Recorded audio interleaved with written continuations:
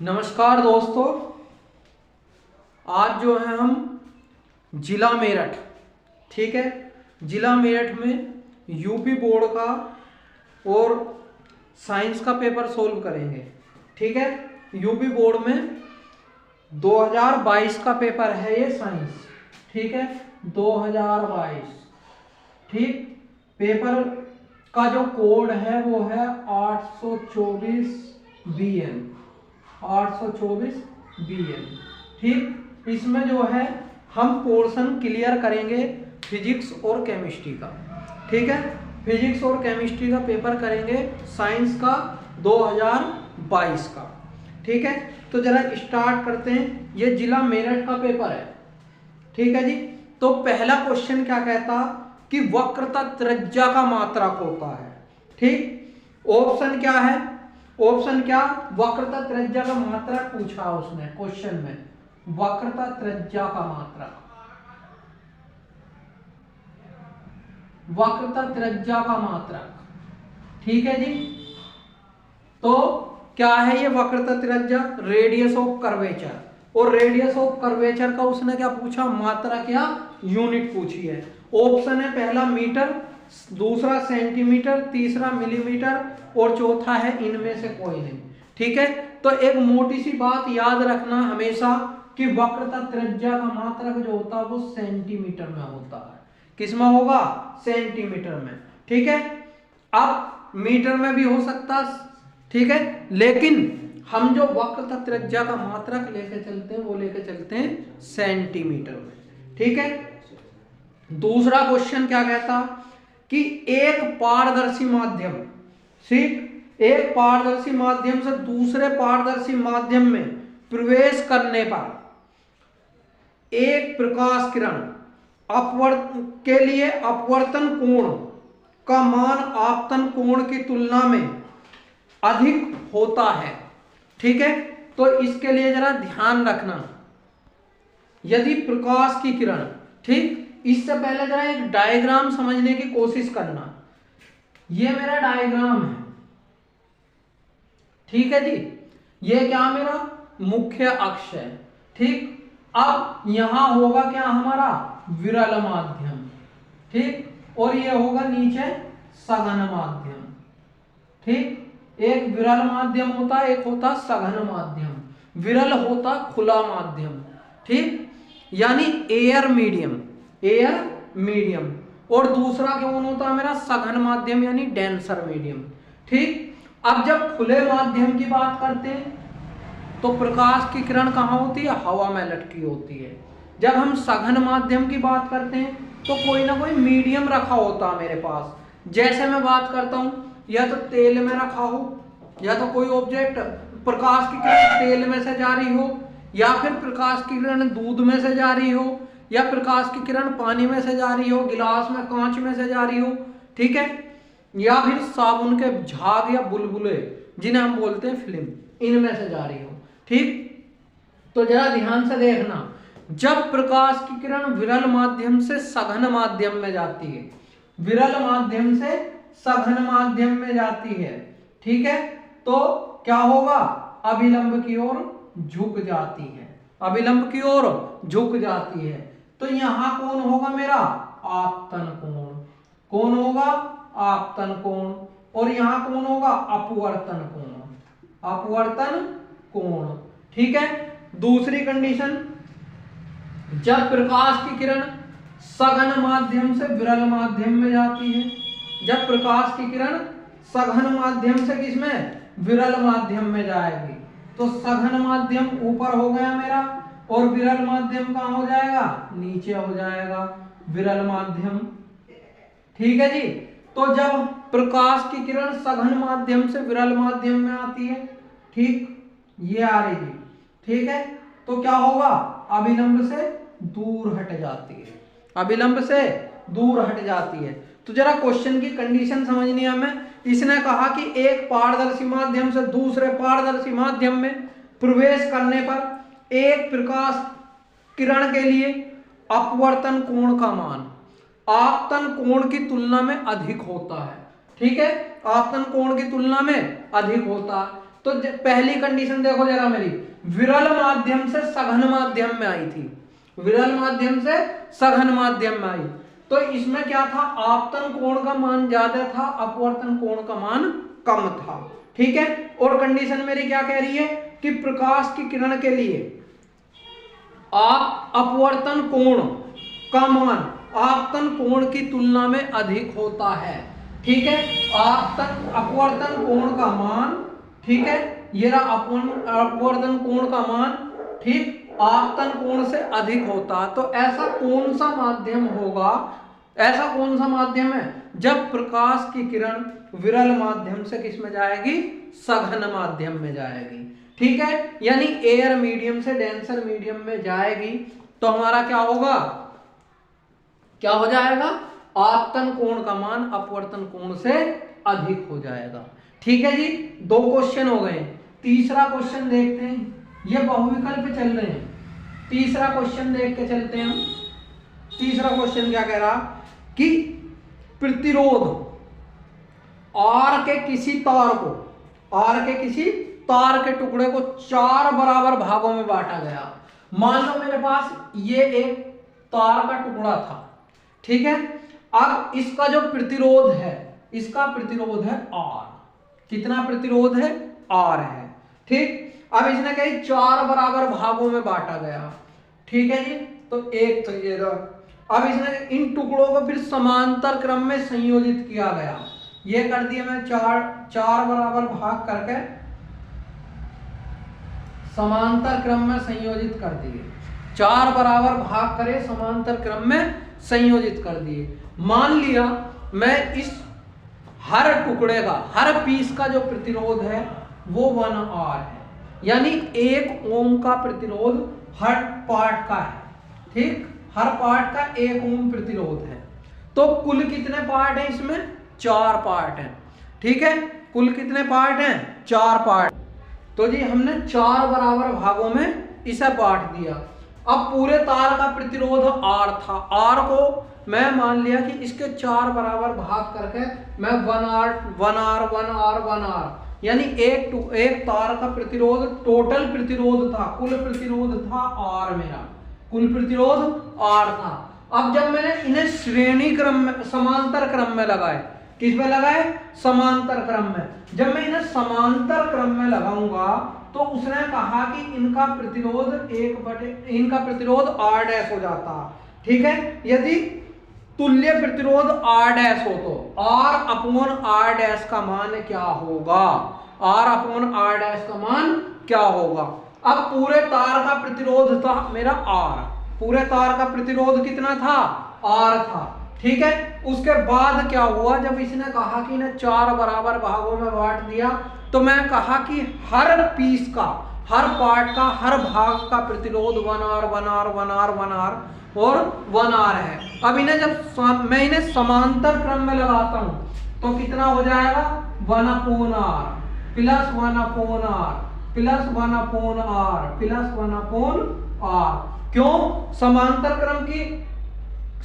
क्रम का तुल्य प्रतिरोध कितना होता, 1/R equal to 1/R1 plus 1/R2 plus 1/R3 plus 1/R4। ठीक, अब जब 4 बराबर भागों में बांटा गया तो उनके चारों के प्रतिरोध कैसे हैं, आपस में बराबर हैं। ठीक है, जब बराबर है तो इनका एलसीएम कितना होगा, ओनली R। R से R हट गया 1 प्लस 1 प्लस 1 प्लस 1। ठीक, R 4/R। ठीक है, उसने कहा मेरे से कि R डैश अपॉन R की वैल्यू बताओ, R डैश अपॉन R की वैल्यू। तो क्या हो जाएगा, यहां से पहले क्रॉस मल्टीप्लाई करो, 4R डैश बराबर कितना हुआ है मेरा, R। ठीक, R डैश इक्वल टू कितना हुआ, R अपॉन 4। लेकिन उसने कहा मेरे से कि R डैश अपॉन R निकालना, तो इसे R को यहां ले जाओ, बस R को यहां लेकर आना है इसके डिवाइड में। तो कितना हो जाएगा, यहां से R dash upon R equal to 1/R। ठीक है, तो ऑप्शन में क्या दिया हुआ था, 1/R पहला ऑप्शन, तो पहला ऑप्शन ही ठीक है। R डैश अपॉन R की वैल्यू कितनी है, ओनली 1/R आर। ठीक है, दूसरे में 4 कहा नहीं हो सकता, 16 कहा नहीं हो सकता, और 1/16 मतलब 16 नहीं हो सकता। ठीक है, तो ये हो गया मेरा तीसरा बहुविकल्प। ठीक है, चौथे बहुविकल्प में क्या कहा इसने, वैद्युत धारा का मापन किया जाता है। तो किस में किया जाता है, वोल्ट मीटर में। वोल्ट मीटर में वोल्टेज नापते हैं। ठीक है, वोल्ट मीटर में वोल्टेज नापते हैं, वैद्युत धारा नहीं नापी जाती। एमीटर में वैद्युत धारा नापी जाती है। ठीक है, दूसरा ऑप्शन क्या, एमीटर, एमीटर में वैद्युत धारा नापी जाती है, बिल्कुल सही आंसर है। गैल्विन मीटर की अगर मैं बात करता हूं तो सेल की कैपेसिटी नापी जाती है, क्षमता। ठीक है, कितने वोल्ट का सेल लगा हुआ, कितने वोल्ट का नहीं लगा हुआ। ठीक है, फोर्थ में क्या कह रहा कि ऊर्जा मीटर से, ऊर्जा मीटर से क्या नापेंगे हम, केवल थर्मामीटर में ऊर्जा मीटर नाप सकते हैं, थर्मामीटर से। ठीक है जी, तो ये क्वेश्चन हो गया होगा। ठीक है, तो क्या होगा इसका, अमीटर। क्या होगा, एमीटर होगा। नेक्स्ट क्वेश्चन देखते हैं जरा, क्वेश्चन क्या कह रहा है नेक्स्ट, क्वेश्चन नंबर 2 कह रहा कि प्रकाश के परावर्तन, प्रकाश परावर्तन के नियम क्या हैं। ठीक है, इन्हें रेखा चित्र में भी समझाइए, रेखा चित्र द्वारा भी हमें इन्हें क्या करना, समझाना है प्रकाश के परावर्तन का नियम। ठीक है, आओ जरा देखते हैं क्या है प्रकाश के परावर्तन का नियम। ठीक है, देखो प्रकाश के परावर्तन के 2 नियम है। परावर्तन क्या होता, पहले ये जान लो। परावर्तन क्या होता, जब कोई प्रकाश किरण किसी वस्तु पर पड़ती है, वस्तु से पड़कर हमारी आंख पर दिखाई दे, आंख से टकराती है, आंख से टकराने के बाद वापस वस्तु पर जाती है, इसी को हम बोलते हैं प्रकाश का परावर्तन। यानी वस्तु हमें ठीक ठाक सही सलामत दिखाई देनी शुरू हो जाए, इसी को हम बोलते हैं प्रकाश का परावर्तन।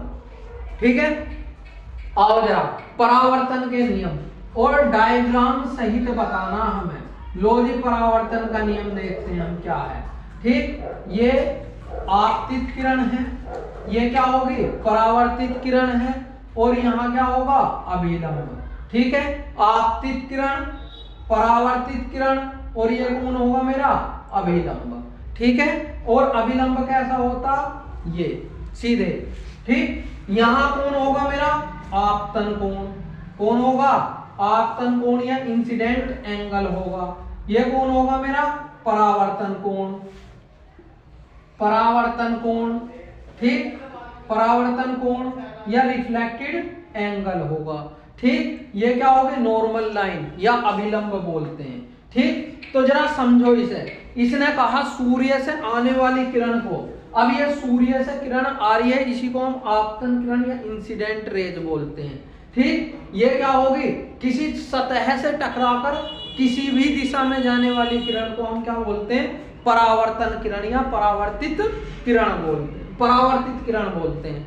ठीक है, अब आपतन किरण और परावर्तन किरण के बीच में एक लंबवत लाइन होगी, इसी को हम बोलते हैं अभिलंब। क्या बोलते हैं, अभिलंब। ठीक है, आपतित किरण और अभिलंब के बीच बने कोण को आपतन कोण बोलते हैं, आई से डिनोट करते हैं। ठीक है, अभिलंब और परावर्तित किरण के बीच बने कोण को परावर्तन कोण बोलते हैं, और इसे स्मॉल आर से प्रदर्शित करते हैं। तो अब हम बात करते हैं परावर्तन के नियम की। तो पहला नियम क्या कहता है परावर्तन का, पहला नियम कहता कि आपतित किरण, परावर्तित किरण और अभिलंब, ठीक है, तीनों एक ही सतह, एक ही बिंदु, ठीक है, या एक ही तल में होते हैं। एक ही सतह, एक ही बिंदु या एक ही तल में होते हैं, पहला नियम कहता। दूसरा नियम क्या कहता मेरा, दूसरा नियम कहता है कि आपतन कोण और परावर्तन कोण के मान आपस में बराबर होते हैं। ठीक है, जितना ये एंगल होगा इतना ही ये एंगल होगा, एंगल आई बराबर एंगल आर, यानी आपतन कोण बराबर परावर्तन कोण। ये दूसरा नियम कहता मेरा।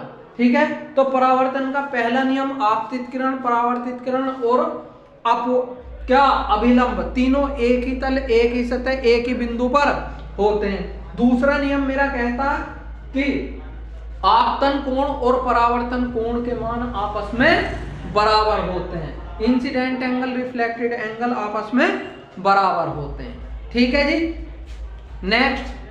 नेक्स्ट जरा ध्यान देते हैं। हाँ जी, तो क्वेश्चन नंबर 2 का सेकंड पार्ट क्या कह रहा कि एक मोटर बाइक के हैंडल पर 2 मीटर वक्रता त्रिज्या वाला उत्तल दर्पण लगा हुआ है।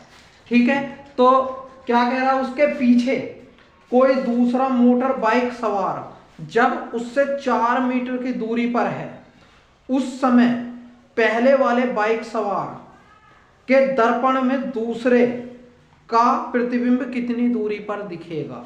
ठीक है, तो जरा समझो बात को, क्या कह रहा देखो, एक तो ये बाइक वाला है, ठीक, इसका शीशा यहां लगा हुआ है, इसके पीछे दूसरा बाइक वाला आ रहा है। ठीक, यहां जो ये शीशा लगा हुआ, दर्पण जो लगा हुआ है, इसकी वक्रता त्रिज्या कैपिटल आर कितनी दी है, 2 मीटर दी है। ठीक है, वक्रता त्रिज्या कितनी दी है, 2 मीटर दी है। अब उसने कहा कि इसका जो प्रतिबिंब है, इस बाइक वाले का प्रतिबिंब इसके यहां कहां बनेगा, बस उससे इतनी बात कही है। जबकि ये बाइक जो है दूसरी वाली है 4 मीटर की दूरी पर है। कितनी दूरी पे है, 4 मीटर की। तो यहां से पहले एफ निकालो। एफ निकालने के लिए हमें क्या करना, r/2 लेके चलना। ठीक है, ये एफ और आर का रिलेशन है r/2, तो 2/2 = 1 मीटर। 1 मीटर। ठीक, F = कितना हो गया मेरा, 1 मीटर। अब जरा देखो, ये प्लस का लेना है या माइनस का। पहले तो देखो, ये हमारा कौन सा उत्तल दर्पण है, तो इधर हुआ। अब इसमें परावर्तक तल किधर होगा, इधर वस्तु रखी होगी, यानी ये वाली दूरी जो है वस्तु की कितनी है, u = -4 मीटर। ठीक है, 4 मीटर की दूरी पे है। तो उसने कहा अब इसकी पहले फोकस दूरी देखो, फोकस दूरी इस साइड होगी, इसमें वक्रता केंद्र किस साइड होगा, इस साइड। तो फोकस दूरी कैसी होगी, पॉजिटिव, यहाँ पे पॉजिटिव +1। ठीक, अब क्या करना है मुझे यहां से करना है क्या, v निकालना है। क्या निकालना, v निकालना है। तो v क्या होगा, दर्पण का सूत्र क्या है, दर्पण का सूत्र। ठीक जी, दर्पण का सूत्र क्या है मेरा, 1/f = 1/u + 1/v। ये होगा मेरा दर्पण का सूत्र। ठीक है, उठा कर जरा रखो यहां से, यहां पे f कितनी है, 1/1। ठीक, = कितना हो जाएगा, 1/u की वैल्यू है -4। ठीक है, u की वैल्यू कितनी है, 1/u की वैल्यू -4 + 1/v। ऐसा ही निकालना, क्योंकि v हमें पता करना है। क्लियर है, तो ये कितना होगा, 1, इधर ये माइनस का इधर आके कैसा हो जाएगा, प्लस का, और 1/v। ठीक है, यहां से देखो इसका एलसीएम आ गया 4, तो कितना होगा, 4 + 1 = 1/v, यानी 5/4 = 1/v। क्रॉस मल्टीप्लाई कर लोगे तो v बराबर कितना होगा, 4/5। ठीक, इसे काट लो तो v बराबर कितना होगा, 0.4, 0. कितना हो जाएगा, 8, 0.8 मीटर, 0.8 मीटर। ठीक है, इतनी दूर पर उस वस्तु का प्रतिबिंब बनेगा, यानी दूसरी बाइक का प्रतिबिंब इतनी ही दूरी पर बनेगा। ठीक है, नेक्स्ट क्वेश्चन देखते हैं जरा, इसका गा खंड देखते हैं क्या कह रहा है। ये समझ में आ गया होगा, ध्यान रखना जरा, देखो जरा गा खंड देखते हैं इसका क्या कह रहा है।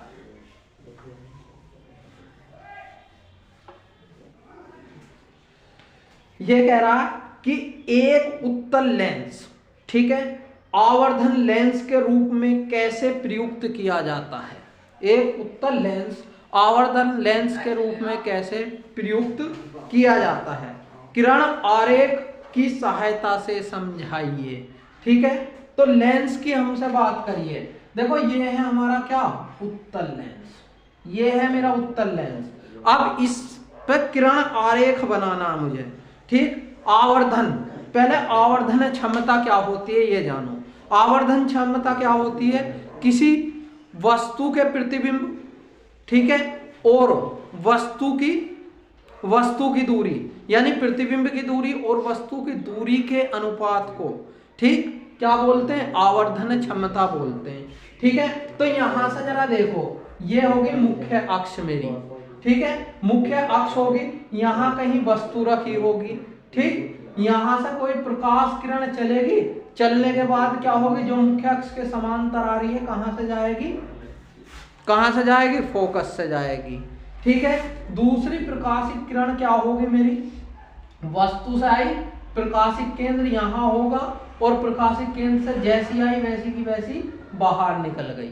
ठीक है, इन दोनों ने इसे यहां काट दिया, इन दोनों ने इसे यहां, ये मेरा फोकस होगा, ठीक, यहाँ F1 होगा, ये F2 होगा और यहाँ पर क्या होगी, मेरी वस्तु रखी होगी, इसका ये प्रतिबिंब बना। ठीक है, अब जो ये प्रतिबिंब बना, ये मेरे थोड़ा तिरछा हो गया, ये प्रतिबिंब कैसा बनेगा, इसका थोड़ा सा बड़ा बनेगा, थोड़ा सा बड़ा बनेगा, यहाँ इससे वस्तु से थोड़ा बड़ा बनेगा, तभी तो मुझे पता लगेगा क्या कि ये आवर्धन लेंस है, यानी कि वस्तु के प्रतिबिंब को बड़ा दिखाने के लिए मैं क्या लगाता हूं, उत्तल लेंस लगाता हूं। क्लियर है जी, तो इस चीज का ध्यान रखना। इसने कहा कि एक उत्तल लेंस आवर्धक लेंस के रूप में कैसे प्रयुक्त होता है, तो कैसे प्रयुक्त होगा, जब उस वस्तु को क्या लेंस के सामने रखेंगे और कहां रखेंगे, डबल फोकस पर, डबल फोकस पर रखेंगे या द्वितीय फोकस पर रखेंगे, तो आवर्धन के रूप में उसे प्रयोग करेंगे। क्लियर है, नेक्स्ट क्वेश्चन देखते हैं जरा, क्वेश्चन नंबर 3 क्या कहता है। क्वेश्चन नंबर 3 यह है कि 3 प्रतिरोध जिनकी प्रतिरोधकताएं कितनी है, 2, 3 और 6 ओम है, 2, 3, 6 ओम है। ठीक, तो R1 क्वेश्चन नंबर 3 का ए, क्वेश्चन नंबर 3 का पार्ट, यानी फर्स्ट पार्ट क्या कह रहा कि 3 प्रतिरोध जिनकी प्रतिरोधकता R1 दी है, R2 दी है, R3 दी है, कितनी कितनी दी है, ये जरा 2 ओम, 3 ओम और 6 ओम दी है। ठीक, इनका किस क्रम में संयोजन किया जाए, किस क्रम में संयोजन किया जाए कि इनका परिणामी प्रतिरोधक मान, ठीक, पहली कंडीशन में क्या कह रहा है, पहली कंडीशन में कह रहा है 4.5 ओम आ जाए, दूसरी कंडीशन में वो हमसे कह रहा है कितना, 1 ओम आ जाए, 1 ओम आ जाए। तो देखो जरा, ये क्वेश्चन 4 नंबर का क्वेश्चन है, बड़े दिमाग से काम करना है, बड़े सोच के। 3 प्रतिरोध दिए हुए मुझे, 2 ओम, 3 ओम और 6 ओम के।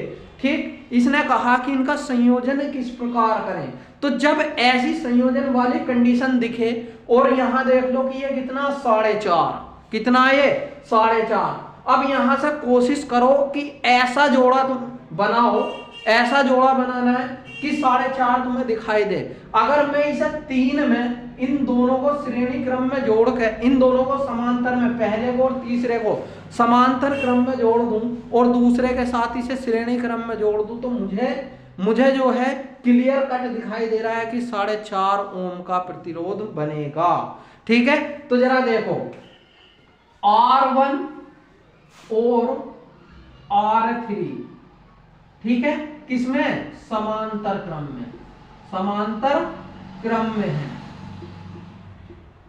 अतः क्या हो जाएगा, 1/R इजगल टू कितना हो जाएगा, 1/R1 प्लस 1/R3।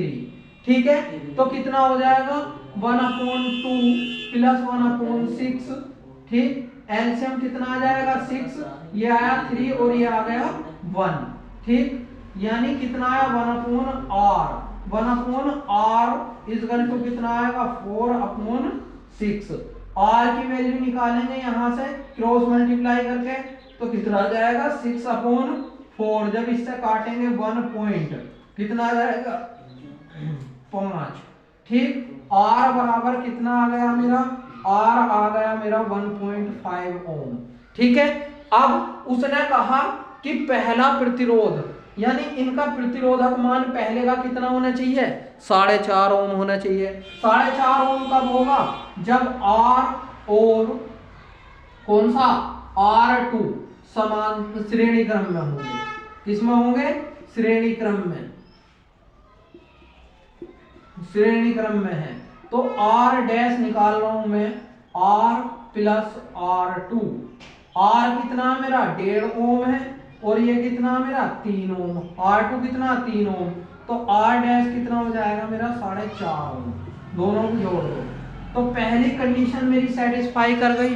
पहली कंडीशन में उसने कहा था मेरे से 4.5 ओम होना चाहिए, तो मेरा 4.5 ओम यहाँ पे आ गया है। ठीक है, क्लियर है जी। नेक्स्ट हम बात करते हैं किसकी? दूसरे की। उसने कहा 1 ओम होना चाहिए। कितना होना चाहिए? 1 ओम होना चाहिए। तो जब ऐसी कंडीशन है यानी मिनिमम आ रहा है इन सारों से निकल के, तो मिनिमम कब होगा? मिनिमम जब होगा जब सारे के सारे हमारे समांतर क्रम में होंगे। ठीक है, आओ जरा, सारे के सारे समांतर क्रम में होंगे। तो क्वेश्चन देखो, R2 R1 और R3, R2 R1 और R3 किसमें? हमारे समांतर क्रम में। जब समांतर क्रम में तो कंडीशन क्या होगी? 1/r = 1/r1 plus 1/r2 plus 1/r3। ठीक है जी, तो कितना हुआ? 1/2 प्लस 1/3 प्लस 1/6। पूरे का एलसीएम कितना आ गया? 6 आ गया मेरा। इससे काटूंगा कितना आएगा? 3। इसे करूंगा कितना आएगा? 2 और इसे करूंगा 1। ठीक, 1/r = कितना हो जाएगा? 6/6। ठीक, इसे काट दो, 1 आ गया। इसकी क्रॉस मल्टीप्लाई कर देंगे तो r = कितना आएगा? 1 ओम। दूसरी कंडीशन भी सेटिस्फाई हो गई। ठीक है, दूसरी कंडीशन में उसने क्या कहा था मेरे से कि 1 ओम आना चाहिए, 1 ओम आना चाहिए। ठीक है, क्लियर है। नेक्स्ट जरा क्वेश्चन देखते हैं हम इसका अथवा में जो दिया हुआ, इसके अथवा में जो क्वेश्चन दिया हुआ उसे देखो। इसने कहा एक विद्युत चालक का प्रतिरोध किन कारकों पर निर्भर करता है, समझाइए। ठीक है, तो जिसने विशिष्ट प्रतिरोध पढ़ा होगा, जिसने विशिष्ट प्रतिरोध पढ़ा होगा वो बड़े आराम से बताएगा कि विद्युत चालक का प्रतिरोध किन कारकों पर निर्भर करता है। ठीक है, तो 3 बात ध्यान में रखनी है। सबसे पहले क्या? सबसे पहले आओ जरा देखते हैं क्या होगा विशिष्ट प्रतिरोध। पहली बात हमारी, एक मिनट, अरे रुक जाओ। हाँ जी, तो वैद्युत चालक का प्रतिरोध किन किन कारकों पर निर्भर करता है? वैद्युत चालक का प्रतिरोध 4 कारकों पर निर्भर करता। पहला क्या? देखो, प्रतिरोध, पहली बात में क्या कहता? प्रतिरोध जो है वो हमारा क्या होता? लंबाई के अनुक्रमानुपाती होता है। ठीक है, लंबाई के अनुक्रमानुपाती होता है, यानी किसी चालक तार की लंबाई जितनी बढ़ेगी उतना ही उसका प्रतिरोध बढ़ेगा, जितनी लंबाई घटेगी उतना ही प्रतिरोध घटेगा। पहली बात में तो इसने कहा कि तार का प्रतिरोध उसकी लंबाई के अनुक्रमानुपाती होता है। ठीक है, दूसरी बात में उसने क्या कहा कि तार का प्रतिरोध उसके अनुप्रस्थ काट के क्षेत्रफल के अनुक्रमानुपाती व्युत्क्रमानुपाती होता है। क्या? किसी तार का प्रतिरोध उस तार के विशिष्ट प्रतिरोध, तार के क्या क्षेत्रफल, अनुप्रस्थ काट के क्षेत्रफल के व्युत्क्रमानुपाती होता है। दूसरा क्या होगा? तीसरी कंडीशन में क्या कहेगा कि तार का जो टेम्परेचर है, ताप है, जितना बढ़ेगा उतना ही प्रतिरोध बढ़ेगा और जितना घटेगा उतना ही प्रतिरोध घट जाएगा। ठीक है, फोर्थ पॉइंट में क्या कहता? फोर्थ पॉइंट में कहता है कि तार की जो क्या मटेरियल है, पदार्थ है, तार के मटेरियल पर भी निर्भर करता। मान लो तार जो है हमारा सोने का बना है तो अच्छा प्रतिरोध होगा, तार चांदी का बना तो भी अच्छा प्रतिरोध होगा, तार लोहे का बना तो प्रतिरोध थोड़ा सा खराब होगा। तो तार का प्रतिरोध 4 बातों पर निर्भर करता है। पहला लंबाई पर, दूसरा क्षेत्रफल पर, तीसरा क्या होगा उसके ताप पर और चौथा पदार्थ के मटेरियल पर। ठीक है, यह तार का प्रतिरोध मटेरियल पर भी निर्भर करता है। ठीक है, तो इस कंडीशन में, इन दो कंडीशन से एक बात निकल के आती है कि लंबाई के प्रोपोर्शनल होता और इसके क्या होगा, क्षेत्रफल के वित्त कर्मानुपाती या इनवर्सली प्रोपोर्शनल होगा। तो इस कंडीशन में क्या होगा, R inversely proportional L upon A. ठीक है, अब क्या होगा साहब, यहां से जब कोई अनुक्रमानुपाती या वित्त कर्मानुपाती का साइन हटाते हैं तो वहां से क्या हो जाएगा, एक कांस्टेंट वैल्यू रो लगा लेते हैं और ये क्या होगा, एल अपॉन ए होगा। Rho is equal to L upon A हो जाएगा, ये R is equal to rho L upon A हो जाएगा। ये रो जो है ये विशिष्ट प्रतिरोध या स्पेसिफिक रेजिस्टेंस होता। ये देखिए क्या होता, तार का प्रतिरोध होता, ये तार की लंबाई होती है और ये क्या होगा, तार का क्षेत्रफल होगा। और जब कहीं फॉर्मूला लगाया जाता है तो ये क्या लगाते हैं, पाई आर स्क्वायर। ठीक है, क्या लगाएंगे, पाई आर स्क्वायर लगाएंगे। क्लियर है, तो जरा देखो यहां से तो विशिष्ट प्रतिरोध रो इज इक्वल टू कितना होगा, R into A upon L, R into A upon L. ठीक है, इस पे हमने फॉर्मूले पे बहुत सारे क्वेश्चन कराए हैं। ठीक, उन्हें पढ़ सकते हो, यूट्यूब में मेरी वीडियो देख सकते हो, बहुत क्वेश्चन कराए हैं। ठीक है, और कुछ क्वेश्चन इतने इंपॉर्टेंट कराए हैं जो बार बार रिपीट हुए हैं यूपी बोर्ड में। क्लियर है, नेक्स्ट जरा क्वेश्चन देखते हैं इसका सेकंड पार्ट, खा खंड क्या कहता है इसका। एक दूरदृष्टि से पीड़ित व्यक्ति, देखते हैं जरा कैसे दूरदृष्टि से पीड़ित होता वो व्यक्ति। ठीक है, क्या कह रहा कि दूरदृष्टि दोष से पीड़ित एक व्यक्ति कम से कम 50 सेंटीमीटर की दूरी तक पढ़ सकता है। यानी कि उसकी आंख की जो क्षमता थी वो कितनी थी, 50 सेंटीमीटर, लेकिन मिनिमम आंख की क्षमता कितनी होनी चाहिए, 25 सेंटीमीटर। ठीक है, तो वो 50 सेंटीमीटर पर प्रतिबिंब बन रहा है, उसका क्या बन रहा है, ये प्रतिबिंब बन रहा है। ठीक है, 50 सेंटीमीटर पर प्रतिबिंब बन रहा। उसने कहा कि उसे सही दृष्टि के लिए अर्थात 25 सेंटीमीटर दूरी पर पुस्तक को पढ़ने के लिए किस प्रकृति एवं फोकस दूरी के लेंस का प्रयोग करना है। ठीक, तो वस्तु मेरी मिनिमम कितनी होनी चाहिए, 25 सेंटीमीटर। कैसी होगी, वस्तु हमेशा माइनस की होगी, वस्तु हमेशा माइनस की होगी। ठीक है, अब मुझे निकालना है यहाँ पर फोकस दूरी, तो हमें इसमें निकालना था क्या, एफ। ठीक, और उसकी क्या बतानी है, हमें प्रकृति भी बतानी है। ठीक, तो जब हम क्या दूरदृष्टि दोष की बात करते हैं तो दूरदृष्टि दोष में हमेशा लगता उत्तल लेंस। क्या लगेगा, उत्तल लेंस दूरदृष्टि दोष में। अगर निकट दृष्टि दोष होगा तो लगेगा मेरा अवतल लेंस। ठीक, तो ये कैसा होगा मेरा, पॉजिटिव। कैसा होगा, पॉजिटिव होगा।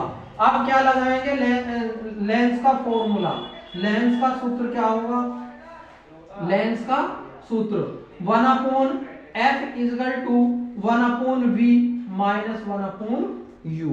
ठीक है, ये मेरा 1/f मुझे निकालना, v कितना मेरा, v है मेरा 50 सेंटीमीटर, 1/50 और ये कितना माइनस का, और माइनस माइनस कितने होगा, 1/25। एलसीएम कितना आ गया मेरा 50, ये 1 + 2। ठीक है, यहाँ से 1/f। ठीक, यहाँ से 1/f इज इक्वल टू कितना आ जाएगा, 3/50। ठीक, यहाँ से क्रॉस मल्टीप्लाई करोगे तो f इज इक्वल टू कितना आ जाएगा, 50/3, यानी कितना आया, ये कितना आ जाएगा, f is equal two plus के 16.33 सेंटीमीटर, 16.33 सेंटीमीटर। तो उसे कौन सा लेंस लगाना पड़ेगा, क्योंकि ये धनात्मक आया तो उसे कौन सा, उत्तल लेंस लगाना पड़ेगा, तब उसकी आंख सही से देख पाएंगी, तभी उसकी आंख सही से देख पाएंगी। क्योंकि दूरदृष्टि दोष होता क्या है कि दूर की वस्तु को स्पष्ट देखना और पास की वस्तु को अस्पष्ट देखना, यही मेरा दूरदृष्टि दोष होगा। जबकि निकट दृष्टि दोष क्या होता है, निकट की वस्तु को स्पष्ट देखना और दूर की वस्तु को अस्पष्ट देखना। ठीक है, तो जब मैं निकट दृष्टि दोष की बात करता हूं तो उचित फोकस दूरी का क्या, अवतल लेंस लगाता हूं, और दूर दृष्टि दोष में उचित फोकस दूरी का उत्तल लेंस लगाता हूं। ठीक है, नेक्स्ट जरा क्वेश्चन देखते हैं इसी का, अथवा में जो पार्ट है, अथवा वाला पार्ट देखते हैं इसका। देखो जरा अथवा वाला पार्ट, इसने कहा कि एक प्रिज्म में प्रकाश का अपवर्तन किस प्रकार होता है। तो एक प्रिज्म में प्रकाश का अपवर्तन किस प्रकार होगा, ये होगा जी मेरा प्रिज्म। ठीक है, त्रिभुज की आकृति जो होगी वो मेरी क्या होगी, प्रिज्म होगी। ठीक है, अब क्या कहा इसने कि अपवर्तन किस प्रकार होता, तो अपवर्तन देखो यहां से होगा, ये मेरी कोई एक लाइन जाएगी। ठीक, अब क्या होगी, जब कोई प्रकाश किरण विरल माध्यम से सघन माध्यम में जाती है तो अभिलंब की ओर झुक जाती है। ठीक है, अब जब यहां से जाएगी तो ये थोड़ा सा बाहर निकल जाएगी, ये 7 रंगों में डिवाइड हो जाएगी। ठीक, इसी को हम बोलते हैं प्रकाश का अपवर्तन। क्या बोलते हैं, प्रकाश का अपवर्तन। तो जब कोई प्रकाश किरण मेरी क्या एक माध्यम से दूसरे माध्यम में जाती है तो वो थोड़ा सा अपने पथ से विचलित हो जाती है, इसी को हम बोलते हैं प्रकाश का अपवर्तन। जानी कैसे थी वो, ऐसे जानी थी। ठीक है, ऐसे निकलनी थी ये, तो यहां से ये सीधे निकलनी थी, ये मैंने अभिलंब डाल दिया, ये वाला अभिलंब हो गया, ये जानी ऐसे थी सीधे। ठीक, अब उसने मेरे से क्या कहा, उसने कहा आपतन कोण। ठीक है, आपतन कोण, तो आपतन कोण यहां बनेगा आई, आपतन कोण क्या बनेगा, आई बनेगा। ठीक है, दूसरा उसने कहा अपवर्तन कोण। अपवर्तन कोण हमेशा कहां होता, अपवर्तन कोण मेरा होगा हमेशा यहां पे, ये वाला। ठीक, आई और आर, आई आर होगा अपवर्तन कोण। उसने कहा विचलन निर्गत कोण और निर्गत कोण, निर्गत ये वाला होगा, निर्गत कोण ये वाला होगा, और इसे क्या डेल्टा डी से प्रदर्शित करते हैं, डेल्टा डी से, या इसे हम बोलते हैं प्रिज्म का कोण, प्रिज्म का कोण। ठीक है, एक होगा हमारा विचलन कोण, तो विचलन कोण ये होगा, विचलन कोण ये होगा, और इसे किससे ए से प्रदर्शित करते हैं।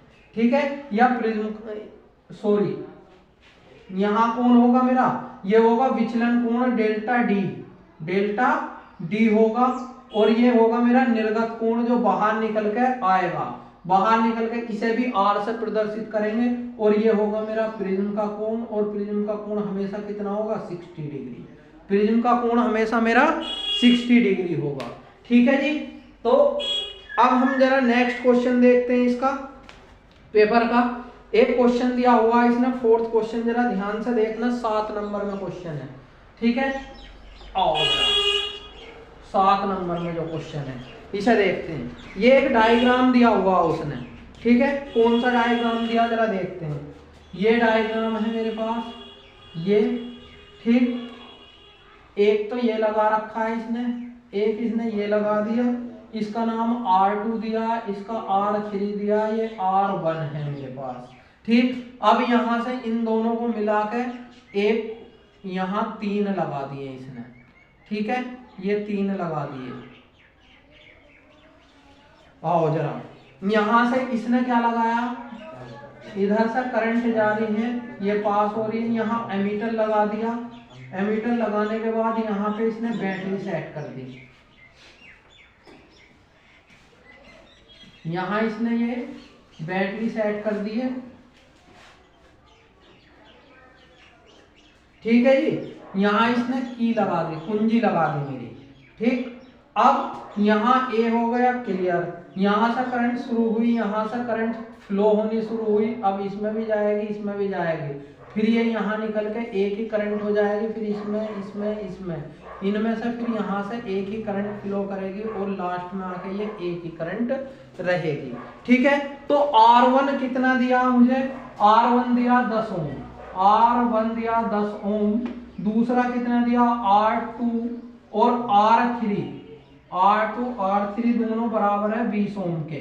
ठीक, अब इसने R4 R5 बराबर R6 और ये बराबर कितने दे रखे हैं, 30 ओम के दे रखे हैं। ठीक है। क्वेश्चन क्या कह रहा कि निम्न परिपथ में R1 10 ओम, R2 R3 20 ओम है तथा R4 R5 R6 बराबर कितने ओम है 30 ओम के हैं। ठीक, पहला क्या कह रहा, परिपथ को 12 वोल्ट की बैटरी से संयोजित किया गया, 12 वोल्ट की बैटरी से जोड़ दिया आज इसे, ठीक है, जोड़ दिया गया। गणना करके बताइए परिपथ में कुल कितना प्रतिरोध होगा, R निकालना मुझे, कुल कितना प्रतिरोध होगा तथा बैटरी से कितनी वैद्युत धारा प्रवाहित होगी, उसमें कितनी करंट फ्लो कर रही है, ये भी मुझे निकालना है। ठीक है, तो जरा क्वेश्चन को ध्यान से देखो, ये था मेरा क्वेश्चन। ठीक, अब जरा देखो, ये मेरा R4 है, ये R5 है, ये R6 है, ये क्वेश्चन में उसने दे रखे हैं। ठीक है, ये देखो, ये तीनों के तीनों किसमें समांतर क्रम में, ये दोनों किसमें समांतर क्रम में। तो पहले इसे निकाल लो, फिर इसे निकाल लो और फिर इन तीनों को श्रेणी क्रम में जोड़ दो, क्वेश्चन मेरा हो गया। ठीक है, तो पहला क्या होगा, R4 R5 तथा R6 किसमें है मेरे, समांतर क्रम में, समांतर क्रम में है। ठीक है, समांतर क्रम में है। ठीक, तो कितना होगा 1/r डैश कर लो इसे, 1/r डैश कितना हो जाएगा 1/r4 plus 1/r5 plus 1/r6। ठीक है, कितना हो जाएगा ये 1/30 प्लस 1/30, क्योंकि तीनों बराबर हैं 1/30। ठीक, एलसीएम आ गया 31 प्लस 1 प्लस 1, क्लियर। तो ये कितना होगा 1/r डैश, 1/r डैश बराबर कितना होगा 3/30। ठीक, r डैश यहां से निकालोगे कितना होगा 10 ओम, r डैश क्रॉस मल्टीप्लाई करके निकाल लेना, कितना आ जाएगा 10 ओम। अब इन दोनों को लो, यहां क्या करोगे, इन दोनों को जब एक लोगे, इन दोनों का बन गया। ठीक है, तो यहां देखो R2 और R3 श्रेणी समांतर क्रम में है, समांतर क्रम में है। ठीक है, समांतर क्रम में है। ठीक, तो कितना होगा R डबल डैश बनाओ इसे, तो यहां से इन तीनों का कौन आया R डैश निकल कर आया, वो कितना आया था मेरा 10 ओम, कितना आ गया 10 ओम। और इन दोनों का निकालो जरा, कितना होगा 1/r2 प्लस 1/r3 हो जाएगा, कितना हुआ ये 1/20 प्लस 1/20। ठीक है, कितना आ गया एलसीएम 21 प्लस 1, कितना आ जाएगा 1/r double dash, r double dash इनका निकालोगे 1/r डबल डैश 2/20, तो r डबल डैश कितना आ जाएगा यहां से 10 ओम, कितना आ जाएगा 10 ओम। ठीक, अब तीसरी कंडीशन में इन दोनों का कितना निकाला मैं, r डबल डैश निकाला था, ये भी कितना आया 10 ओम। अब देखो एक इस डायग्राम को बदल लो जरा, ये हो गया एक, तो ये हो गया R1 हो गया मेरा, यहां मैंने निकाला था क्या R डबल डैश निकाला था, ये 10 ओम हो गया मेरा, ये कितना मेरा R1 10 ओम हो गया, 10 ओम। ठीक है, और जो इनका निकाला था R डैश में कितना निकाला था, R डैश कितना 10 ओम। ठीक है, 10 ओम निकाल लिया। अब ये तीनों के तीनों कैसे होंगे, तीनों के तीनों श्रेणी क्रम में होंगे, तो R1 R डबल डैश तथा R डैश किसमें है मेरे, श्रेणी क्रम में, किसमें श्रेणी क्रम में है, श्रेणी क्रम में है। तो श्रेणी क्रम में क्या कंडीशन हो जाएगी, फाइनली R बराबर कितना होगा R1 plus R dash plus R double dash. ठीक है, तो R कितना हो जाएगा मेरा 10 प्लस 10 प्लस तीनों 10 के, तो कितना हो जाएगा R डैश मेरा होगा 30 ओम। ठीक है, पहली कंडीशन क्लियर हो गई। पहली में उसने पूछा था मेरे से कि कितने ओम का प्रतिरोध होगा, तो क्वेश्चन मेरा क्लियर हुआ, पहला होगा मेरा 10 ओम का। दूसरे में उसने कहा था मेरे से कि कितने एम्पियर की करंट फ्लो करेगी, कितने एम्पियर की धारा उसमें प्रवाहित होगी। यहां लगा दो ओम का नियम, ओम का नियम, ओम का नियम क्या कहता है, V equal to IR, V equal to IR, तो I इक्वल टू कितनी होगी V/R। V कितना दे रखा है मेरा 12 वोल्ट का कनेक्शन से उसे जोड़ा था, 12 वोल्ट के कनेक्शन से जोड़ा, और R मेरा कितना 30 ओम। ठीक है, इससे डिवाइड कर लो, 0, ठीक, दशमलव लगा दी, 0 बढ़ा दी, और 30 चौका 120, इतने एम्पियर की करंट उसमें फ्लो करेगी, इतने एम्पियर की करंट फ्लो करेगी, 0.4 एम्पियर की करंट उसमें फ्लो कर जाएगी। तो ये 7 नंबर में क्वेश्चन था थी, ठीक है, 7 नंबर में। अब इसका नेक्स्ट पार्ट देखते हैं जो अथवा में आया था, ठीक है, जरा देखो, इसने कहा कि एक वैद्युत मोटर, ठीक, कार्यकारी सिद्धांत क्या है, कार्यकारी सिद्धांत क्या है? सिद्धांत होता है जिसके बेस पे वो काम करता, जिसके बेस पे काम करेगा उसी को हम क्या सिद्धांत कहते हैं। तो विद्युत मोटर क्या है, उसने साफ शब्दों में पूछा हमसे, विद्युत मोटर क्या है? तो विद्युत मोटर क्या है? विद्युत मोटर एक ऐसी युक्ति है, ठीक है, या एक ऐसी डिवाइस है जो हमारी क्या वैद्युत ऊर्जा को मैकेनिकल ऊर्जा, यांत्रिक ऊर्जा में बदलती है। वैद्युत ऊर्जा को किस में बदलेगी? यांत्रिक ऊर्जा में बदलेगी। तो यही इसका सिद्धांत है, इसी सिद्धांत पे ये कार्य करता है, ठीक है। अब उसने कही है नामांकित चित्र की सहायता से इसकी कार्य विधि को समझाओ। तो ये मेरा विद्युत मोटर की संरचना बना रहा हूं मैं, ये मेरा क्या होगा, ये मेरे ध्रुव होंगे, ये मेरे ध्रुव हो जाएंगे, ये मेरा आर्मेचर है, इसे आर्मेचर बोलते हैं, आर्मेचर, ठीक है। ये मेरे कौन होंगे? ध्रुव होंगे, ये ध्रुव होंगे, ठीक, N और S आर्मेचर, ठीक है। अब यहां क्या लगे होंगे? ये नीचे को थोड़ा सा बनाओ, यहां पे मेरा क्या होगा? वलय लगा होगा, ठीक, कार्बन, इससे कार्बन ब्रूस जुड़े होंगे दोनों, ठीक, इसे हम स्प्लिट रिंग भी बोलते हैं, ठीक, वलय बोलते हैं या फिर स्प्लिट रिंग बोलते हैं। और ये मेरे कार्बन वलय होंगे, C1 C2 कार्बन वलय होंगे। इनका कनेक्शन डायरेक्ट हम बैटरी से या विद्युत के किसी चीज से कनेक्ट कर देंगे, विद्युत बोर्ड से कनेक्ट कर दो, ठीक है। एक पॉजिटिव होगा, एक नेगेटिव, यहां से करंट फ्लो करेगी, ये करंट फ्लो करना शुरू कर देगी, और ये फ्लेमिंग के लेफ्ट हैंड रूल पे काम करेगा, फ्लेमिंग के लेफ्ट हैंड रूल पे काम करेगा। यहाँ कुंजी लगा देना, यहाँ कुंजी लगा देना, ठीक है। अब ये आर्मेचर में बीचों बीच क्रैंक शाफ्ट पड़ी होगी, जिसे हम देसी भाषा में बोलते हैं लट्ठा, ठीक है। ये नॉर्थ पोल होगा, ये साउथ पोल होगा, उत्तरी ध्रुव दक्षिणी ध्रुव होगा, ये आर्मेचर होगा। यहाँ क्या होगा? कार्बन, ये क्या होगा? स्प्लिट रिंग होंगे, ठीक है, स्प्लिट रिंग यानी बॉल बेरिंग टाइप के होंगे। और यहाँ पे क्या होगा? मेरा कार्बन ब्रूस लगे होंगे, C1 C2 नाम दे दिया, या कार्बन वलय भी बोलते हैं इन्हें, छल्ले, ठीक है। यहाँ से मेरा क्या होगा? बोर्ड होगा, इसमें ये क्या क्रैंक शाफ्ट होगी, जिसपे मेरी पुली लगी होगी, या ठीक है पुली, ठीक, इसे देसी भाषा में बोलते हैं लट्ठा, क्लियर है। अब ये क्या करेगा? फ्लेमिंग के लेफ्ट हैंड रूल पर काम करेगा। फ्लेमिंग का लेफ्ट हैंड रूल क्या कहता था?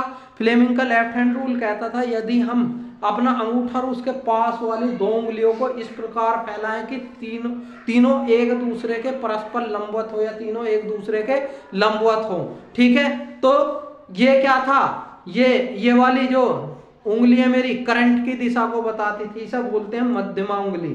मध्यमा करंट की दिशा को बताती है। ये तर्जनी उंगली या पहली उंगली जो है, ये किसे बताएगी? मैग्नेटिक फील्ड को। और थंब जो है, अंगूठा मेरा बताएगा मैग्नेटिक या चुंबकीय, उसमें लगने वाले बल की दिशा को, यानी आर्मेचर को जो रोटेट करेगा, ठीक है। तो यहाँ इसे हम लगा कर देख लेंगे ऐसे करके। देखो ये ऐसे करके लगाया मैंने, ये इधर गया, मैग्नेटिक फील्ड चुंबकीय क्षेत्र ऊपर की तरफ चला गया, तो ये ऐसे घूमेगी आधी साइकिल में। पहली आधी साइकिल में कैसे घूमेगी? क्लॉकवाइज। पहली आधी साइकिल में कैसा घूमेगा? क्लॉकवाइज मोटर मेरा, ठीक है। अब इसे देखो, करंट ऐसे फ्लो करो तो ये इधर को चले गई मेरी, चुंबकीय क्षेत्र बाहर की तरफ चला गया, अंगूठा मेरा कैसा हो जाएगा? ऐसा घुमाएगा इसे, ठीक है। तो पहली हाफ साइकिल में क्लॉकवाइज घूमेगा, दूसरी हाफ साइकिल में एंटी क्लॉकवाइज घूमेगा, ठीक है। तो ये क्या हो जाएगा? मेरा विद्युत मोटर हो जाएगा। विद्युत मोटर क्या? एक ऐसी युक्ति है जो विद्युत ऊर्जा को यांत्रिक ऊर्जा में परिवर्तित करती है, ठीक है। तो ये यहाँ पे मेरा क्या फिजिक्स का पोर्शन समाप्त हो जाता। कल मैं केमिस्ट्री के पोर्शन की वीडियो बनाऊंगा, क्लियर है। तब तक धन्यवाद। जय हिंद, जय भारत। कल फिर मिलते हैं आपसे।